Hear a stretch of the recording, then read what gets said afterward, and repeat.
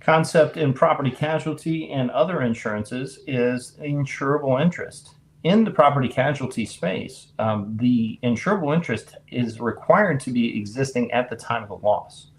Parties that may have the insurable interest in a property would be owners, lessors, or persons with work not paid. Now, depending on which part of the country you're from, depends on how you might pronounce this next word, peril or pearl. It means a cause of loss, right? So example of a peril would be a lightning bolt or a fire or collision in a car wreck. So these are what we call perils. Now, they can either be named or they can be open. Now, named perils are specific causes of loss that are listed on the policy. So they will be specifically delineated on the policy, and that policy either will have it covered, or if it's not listed, it will not be covered. Under open perils, everything is going to be covered except for those things that are specifically excluded from the policy, right? This is going to be a more expensive option because generally most things are going to be covered, and then we'll talk about the exclusions a little bit later. Hazards. Now, this is a condition that increases the probability of the loss occurring. So an example here would be, three different types of hazards, right? We've got physical things that you could see, feel, smell, hear. An example of physical hazard would be a wet floor.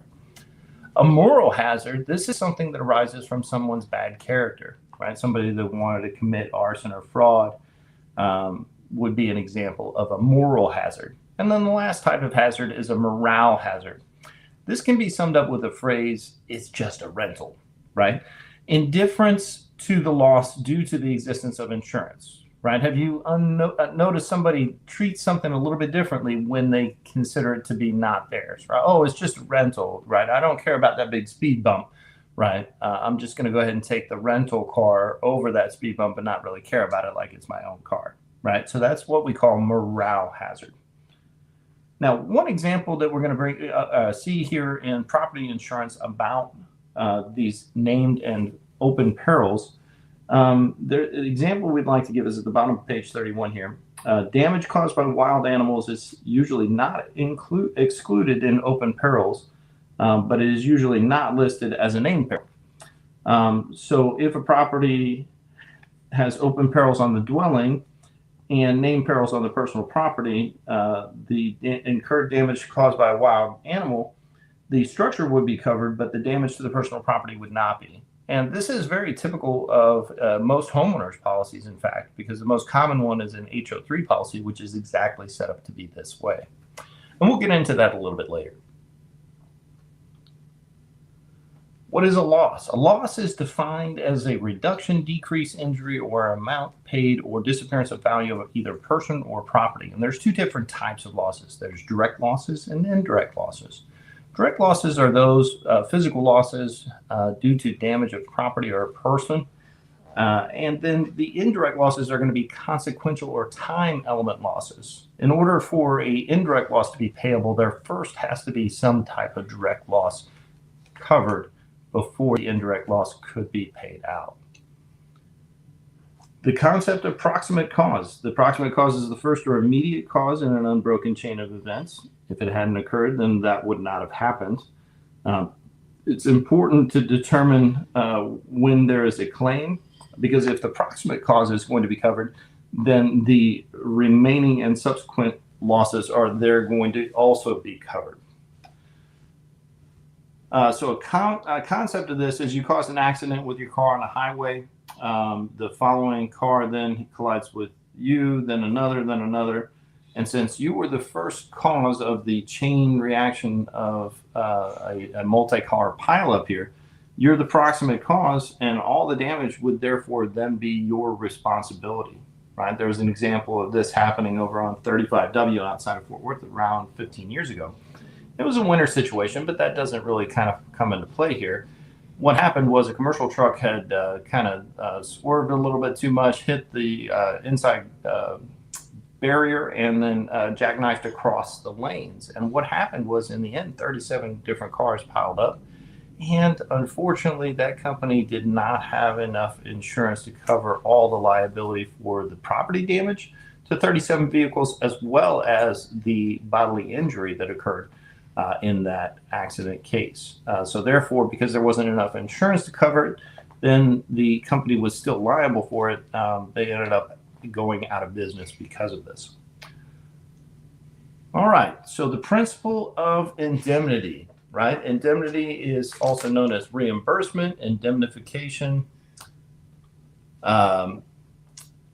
indemnifying, restoring, or making whole, right? So the principle of indemnity is important with property insurance because you can only collect to the extent of the loss, and you're not supposed to be able to financially gain or profit from the loss, right? So this is what the principle of indemnity is. So the example we give here on page 33 is John has a policy insuring his home after his air conditioner was damaged in a fire.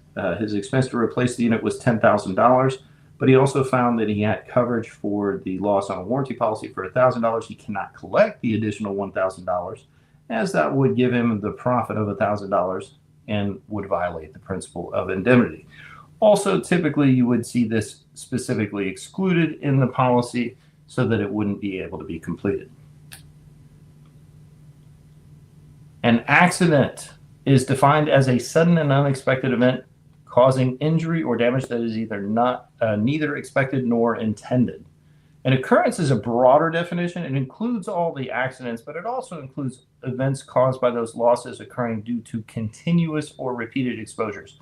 And on the state exam, you're going to see a specific detail of continuous and repeated exposures if they are having both an option for accident and occurrence on the same question. Property policies in general will insure tangible and intangible, right? Those things like electronic data would be intangible property and typically are excluded from most insurances. You would be able to cover them, but we will talk about that a little bit more specifically tomorrow with inland marine. Liability policies, these are going to insure the first party's legal liability to third parties, right? So typically the liability policy, you want to remember, is going to pay out to the third party, but it's going to protect the first party, okay? Bodily injury and property damage, these are concepts under liability, right? So bodily injury, sickness or disease sustained by a person up to and including death would be the definition for bodily injury. And then for property damage, this would be any physical injury to tangible property plus its loss of use, right? And they do remind you here that electronic data is not tangible property. One thing that we will go over a little bit more detail when we get into automobile insurance, but what we bring up now is the per occurrence combined single limit, or CSL. This is a sublimit in a liability policy that puts a ceiling on the payment of all claims arising from a single accident or occurrence, regardless of the number of people injured under BI, bodily injury, or properties damaged under PD, property damage. Per person limit, this is going to be the maximum amount available for payment of bodily injury to a single person in an accident, regardless of the total policy limit stated for bodily injury claims. Now, in this case, multiple people can be paid out until the aggregate limits have been exhausted on that policy. Negligence. This is defined as the failure to use care that a reasonable and prudent person would have taken under the same or similar circumstances. So for elements to negligence to occur, you have to have all of these or there is no negligence. The biggest one on the test is going to be an actual loss occurring, but there is always going to be either a legal duty owed, either to act or to not act. There has to be a breach of that duty, and then that breach has to be the approximate cause. So the example we give here is that bars have a legal duty to prevent the intoxicated person from leaving to drive themselves home. The intoxicated customer left the bar before they could be stopped and then weaved their way home and went to bed. Did the bar in this case have negligence? Well, the answer is no, but the reason it's no is because there was no actual loss. There was a lot of risk that was taken on by the bar. However, In this case, because there was no loss, there is no negligence. Now, the state likes to ask several questions about liability. We're going to talk about the types of liability here, right? So liability policies are going to pay on behalf of, and they're going to have a duty to defend the insured's negligence, right, for the first party, even if the claim is false or fraudulent. Understand that it is not required for the court to prove negligence. The insured can admit it, or the insurance company could find you at fault, right? So in those cases, you will have the liability being determined by somebody other than a court. Now, these different types of liability, like I said, are going to be required to know for the test, because the state likes to ask a lot of questions about them. Direct liability is the first one we're going over, right? So this is imposed to an insured, the first party, by law for the first party's negligence. Now, understand that one of the things that they ask a lot of here is that owned animals actually end up being direct liability. And so in this case, if your dog bit a neighbor or the mailman or something like that, you would be directly liable for the damages to that person, okay? Now, absolute liability, this is similar to direct, but it's imposed to an insured by law. However, negligence does not apply. The most common examples you're going to see here are what we call attractive nuisances, things like swimming pools, trampolines, or sand piles at a work site. These things tend to attract people, and unfortunately, even though you may put a lot of barriers in place, if some small child was able to get around your fence and the alarm and everything, gets into your pool and drowns, unfortunately, you are going to be absolutely liable for that kid's drowning. Okay. Same thing for trampolines, sand piles, pretty much anything that they're on your property. But these things typically are things that are going to be a little bit more likely to have that liability there because of what we call an attractive nuisance. If you're any kind of manufacturer or you make any products, you could be subject to what we call strict liability. So the insured product is supposed to have what we call an implied warranty to be safe, right? So when you use a product, you're not supposed to get injured, right? So if you had a fork that for some reason kept stabbing you every time you were using it properly, that would be something that the manufacturer of the fork would be responsible for.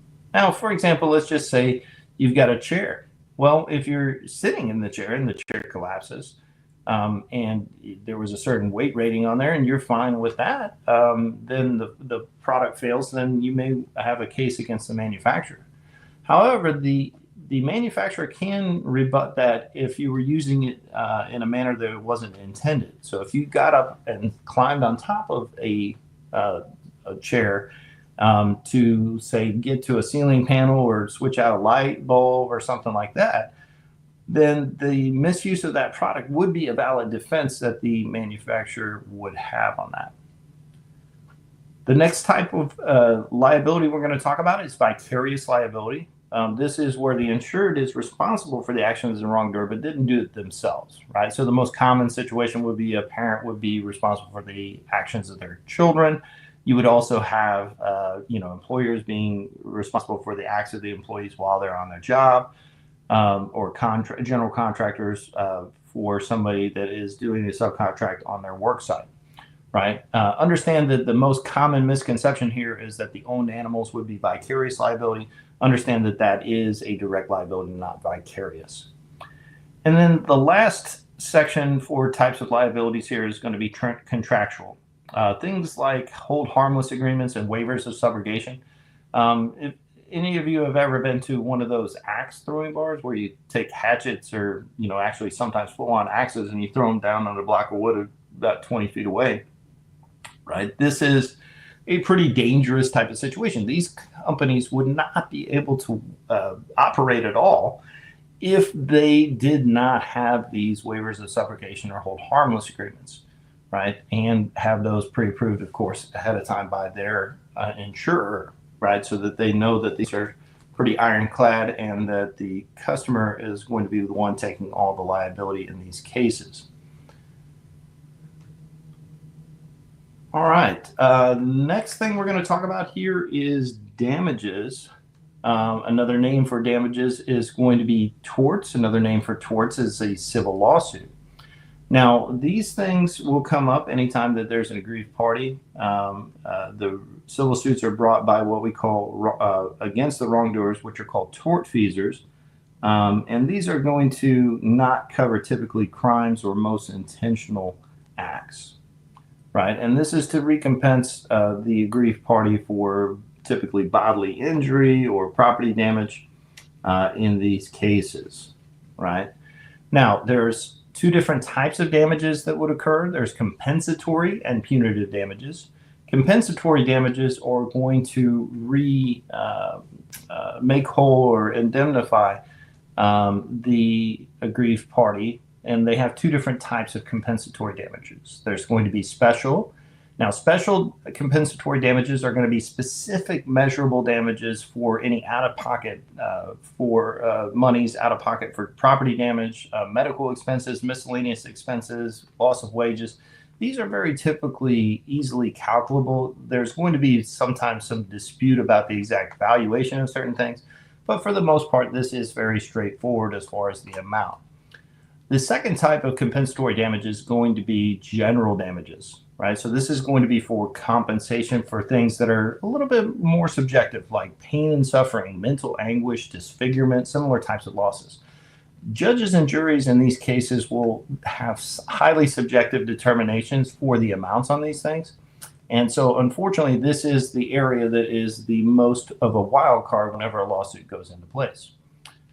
And then the last type of damages are going to be what we call punitive damages. Now, insurance typically does not cover these because they're designed to be a punishment for extreme outrageous behavior, gross negligence, or willful intent.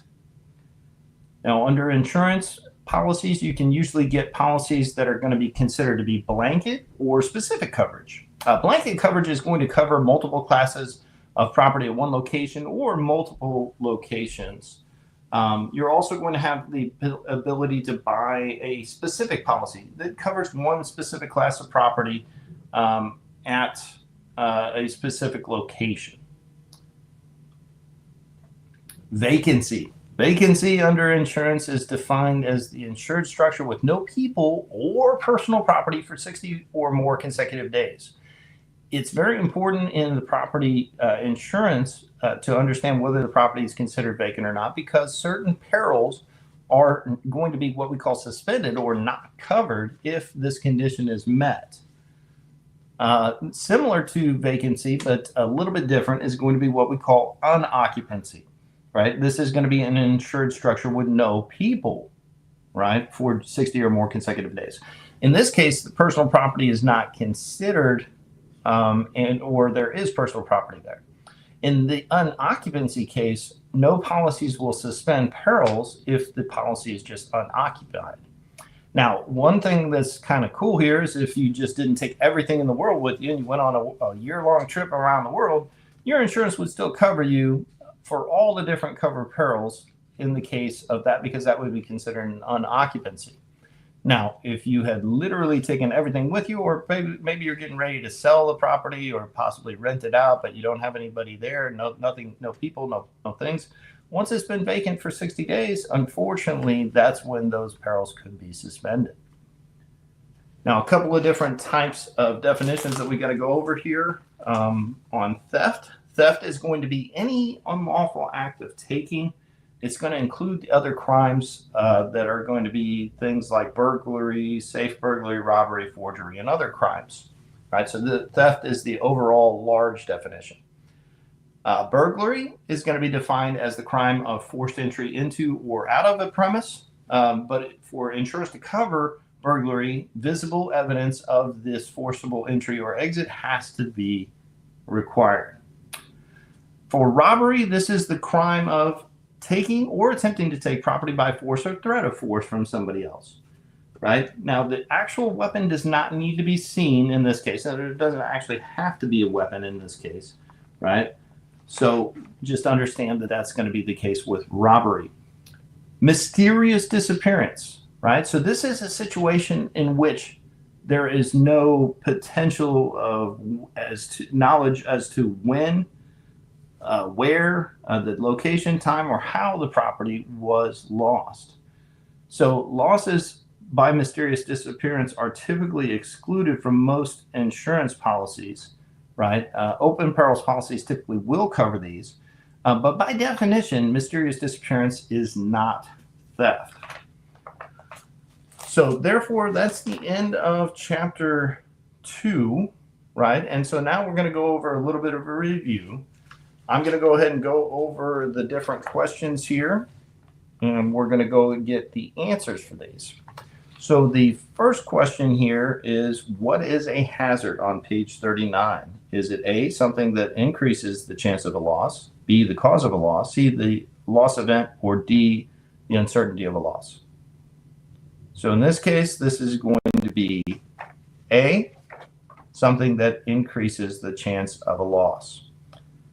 Number 2, which is not an example of a insurable interest, right? So they're saying 3 of these probably will be an example of insurable interest and 1 will not, right? A is your interest in a financed car.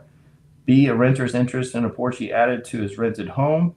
C, a repair shop interest in a customer's TV which has been repaired but has not yet been picked up. Or D, your interest in your dad's rifle that he's going to give you when he dies. In this case, D is not an example of insurable interest and is the correct answer here. Your dad is the one that has the insurable interest at that time, but since he has not given it to you, there is no insurable interest for you. So if you had a policy on your dad's rifle, it would not be able to pay out. Number 3, what is the cause of a loss? Is this A, a risk, B, a hazard, C, a peril, or D, an event? In this case, this is going to be C, a peril. Number 4, a court awarded actual medical costs and an amount to punish the company. Which are the terms that best describe these awards? Is this going to be A, special and general damages, B, special and punitive damages, C, general and specific damages, or D, punitive and blanket damages? So the correct terms that match up with actual medical costs and an amount to punish the company is going to be special and punitive damages, option B. Number 5, a sudden and unexpected event that causes a loss is going to be described as what? An accident, A, B, a liability, C, negligence, or D, an occurrence. In this case, number 5 is going to be A, an accident, right? Now, understand that an occurrence is also going to be an accident, so it is a broader definition here, but because you don't see the words continuous and repeated exposure here, it is not referring to an occurrence. Number 6, which of the following is not a direct loss, right? So 3 of these should be examples of a direct loss and the other one should not. A couch is damaged by a fire. B, the insureds have to rent a room after a fire damages their house. C, hail breaks through a window. Or D, a deer damages the wall of a shed. So in this case, the indirect loss, or the example that is not a direct loss, in which the answer is going to be B, the insured is having to rent a room after the fire damages their house. In this case, the fire damaging the house will be a direct loss, and the need to get a alternate living space would be the indirect loss. Number 7, a dwelling is considered vacant after how many days without having a person or personal property in it? A, 30, B, 45, C, 60, or D, 90. In this case, it's just a memorization. Vacancy is occurring after 60 days with neither personal property nor people in the property. Number 8, which of the following is considered to be a bodily injury? Would it be A, sickness, B, physical injury, C, death, or D, all of the above? Well, in this case, there's more than one correct answer, but the most correct answer is going to be D, all of the above, because all of those represent a bodily injury. Number 9, which of the following is not an element of negligence? A, proximate cause, B, harm has occurred, C, an intentional act, or D, owing a duty. So in this case, intentional acts and most crimes are not going to be considered negligence. So C is not an example or an element of negligence. And then number 10, which of the following is true of liability policies? A, they pay on behalf of the insured. B, they only pay when the insured is proven negligent in court. C, they pay on behalf of the insured and defend the insured against real and alleged claims. And D, they defend the insured against real and alleged claims, pay on behalf of the insured, and pay only when the insured is proven negligent in court. Well, the answer here is actually going to be C. They pay on behalf of the insured and defend the insured against real and alleged claims. The answer D goes a little bit too far because you do not have to be proven negligent in court, right? Remember, you can admit to it or the insurance company may find you at fault, right? So in this case, C is the most correct answer of a true statement about liability policies. So that ends our introductory section along with the insurance terms, chapter 2. We'll see you here on the next section, sections 3 and 4, common policy provisions under chapter 3. And the chapter 4 is going to be on contract law provisions.